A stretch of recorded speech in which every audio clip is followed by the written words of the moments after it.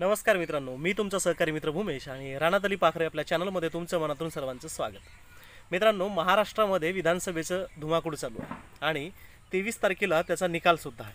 म्हणजे 23 तारखेला एक निकाल म्हणजे एक जी युद्ध खेळलं गेलं होतं त्याचा एक रिझल्ट लागणार आहे आणि महाराष्ट्राचं त्यावेळेला महाराष्ट्राचं भविष्य काय असणार आहे हे तिथून दिसणार आहे।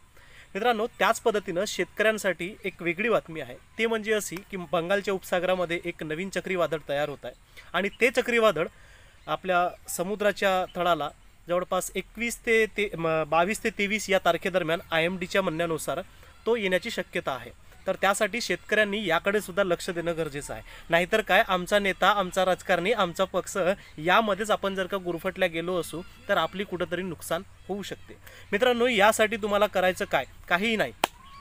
आपल्या शेतीतली जे काही कामं आहेत, जे काही कोरड्या वस्तू आहेत, त्या तुमचं कामं निस्तारून, जसं सोयाबीन असेल, तुमचं धान असेल, तुमचं कापूस असेल तर ते काढणी करणं, सोबतच तुमचे काही कुटार असेल, काही ज्या काही गोष्टी तुमच्या शेतातल्या असतील त्या पडेल झडेल त्या व्यवस्थित त्यांची विल्हेवाट लावणं, ज्या गोष्टी उघड्या राहू शकतात त्यांना झाकून ठेवणं, तर हे अत्यंत महत्त्वाचं आहे। आणि मेन म्हणजे तुम्ही तयारीत राहणं। नाहीतर मग काय, आमच्या महाराष्ट्राच्या निवडणुकीच्या निकालामध्ये जर का आपण तयारीत राहू तर कुठेतरी आपलं नुकसान करून बसू। तर त्यासाठी शेतकऱ्यांसाठी ही एक अत्यंत महत्त्वाची गोष्ट होती, ते मला सांगायची होती।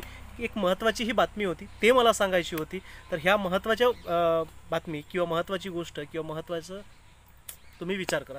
तर हे कशी वाटली तुम्ही नक्कीच कमेंट करून सांगा। आणि हे तुम्हाला माहिती होतं का? तर हे काय फेंजल नावाचं सायक्लॉन किंवा फेंजल नावाचं जे चक्रीवादळ आहे ते आपल्या महाराष्ट्रामध्ये येऊ शकते, महाराष्ट्राच्या जवळून जाऊ शकते। तर होऊ शकते, कुठलीही शंका नाकारता येत नाही आणि त्यासाठी आपण सतर्क राहिलं तर तितकंच महत्त्वाचं। तर त्यासाठी नक्कीच तुम्ही सुद्धा सतर्क राहाल अशी मला आशा आहे। आणि व्हिडिओ कसा वाटला नक्की तेवढं सांगा। आणि व्हिडिओ जर का तुम्हाला कशा पद्धतीने वाटला, कशी हवी आहे तुम्हाला व्हिडिओ, तर ते सुद्धा तुम्ही कमेंट करून सांगू शकता। आणि व्हिडिओ आवडला तर नक्की लाईक करायला तेवढं विसरू नका।